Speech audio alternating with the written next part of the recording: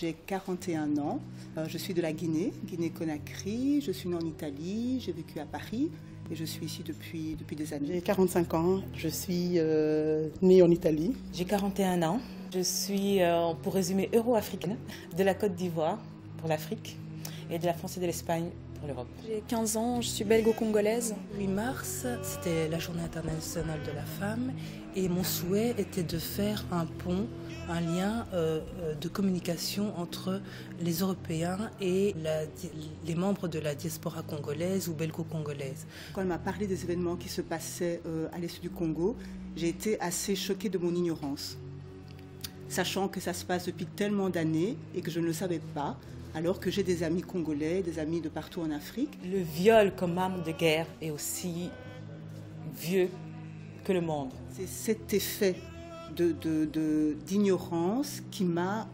indignée face à moi-même et je me suis engagée pour être sûre que plus personne ne puisse dire qu'il ne savait pas. Je pensais qu'il fallait aller au-delà et trouver un autre pont de communication et le flash mob pouvait être un bon élément puisqu'il pouvait toucher toutes les classes sociales et tous les âges. Et c'est comme ça que l'idée m'est venue parce que j'avais été touchée par différents témoignages de ces femmes qui étaient violentées et mutilées régulièrement, parfois à plusieurs reprises. Malgré les soins, elles retournaient dans la forêt et étaient à nouveau violentées. Il y avait un témoignage qui m'avait beaucoup bouleversée, c'était une grand-mère qui disait « Moi, je suis déjà morte, mais allez dire au monde ce que vous voyez ici. » Et je me suis dit, le monde, c'est nous. Ça fait déjà plus de 15 ans que le viol est utilisé comme arme de guerre. Dans l'est du Congo, il y a beaucoup de minerais.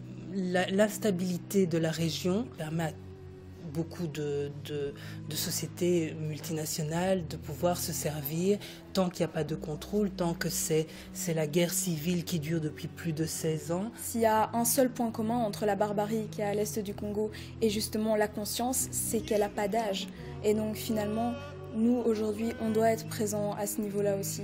Alors c'est justement assez ironique puisque on est les premiers ciblés, nous les jeunes, par tous ces nouveaux médias, les smartphones, les jeux vidéo. On consomme tous cette électronique, dans les ordinateurs, les GSM, tout ça, on le consomme. On en a besoin parce que le monde va vite, on en a besoin.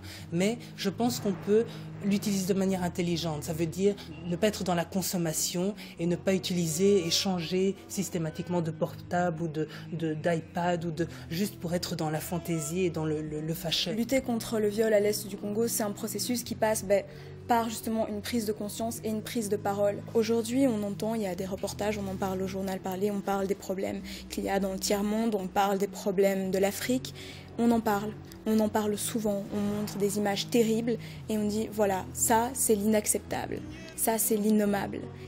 Et finalement, ça fait un espèce de bruit de fond, une espèce de musique d'ambiance sur l'Afrique et on finit par accepter l'inacceptable.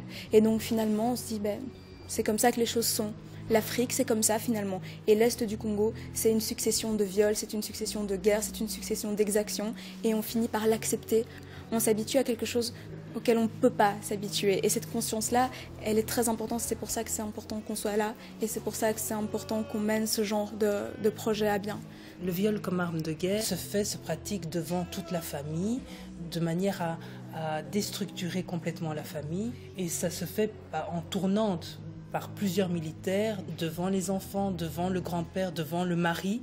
On mutile la femme. Donc tous les schémas sociaux sont complètement brisés. Quand on a fait ce flash mob, quand j'ai vu comment des femmes ont été vraiment touchées au plus profond d'elles-mêmes et se sont unies à notre cercle, je me suis dit que le premier pas était là et que si à notre petit niveau, on pouvait simplement s'indigner, c'était déjà une très très bonne chose. Les femmes qui ont participé à cette initiative ont été très très très touchées et je pense aussi, spécialement par le fait justement qu'à la fin, spontanément, il y a eu un mouvement de la foule autour de nous rejoindre, de nous donner la main et des hommes aussi, c'était assez touchant justement, spontanément les gens sont venus, ont été très marqués, on a vu des femmes pleurer autour de nous.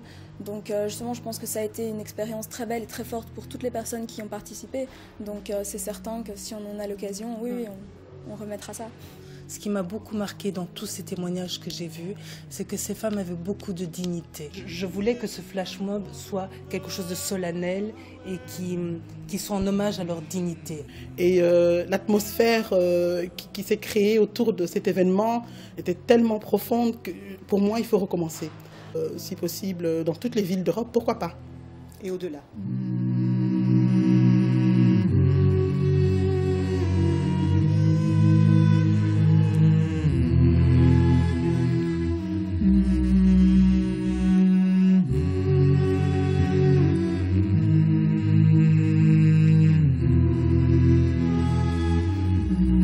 The other day, I looked at myself in the mirror.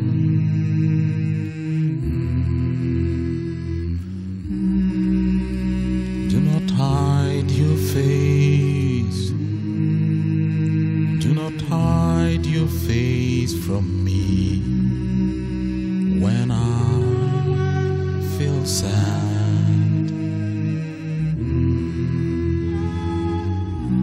On the day when I call you, answer me, please answer me, and turn your shy ear towards me.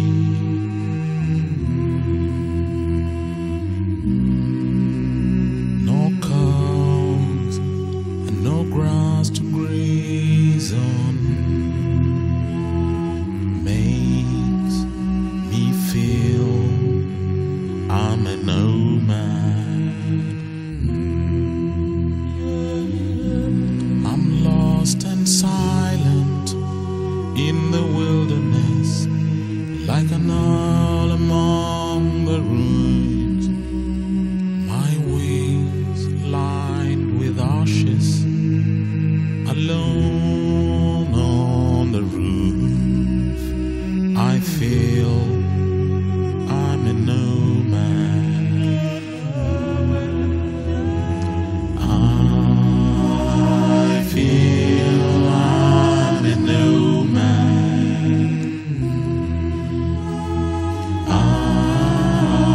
I feel I'm a nomad. My days go up in smoke. My bones are aching. My days go up in smoke. My heart is breaking. Good walking leaves no track behind it.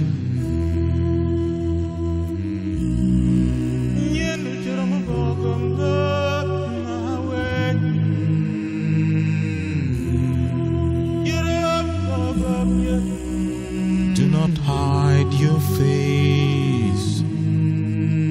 Do not hide your face from me when I feel sad.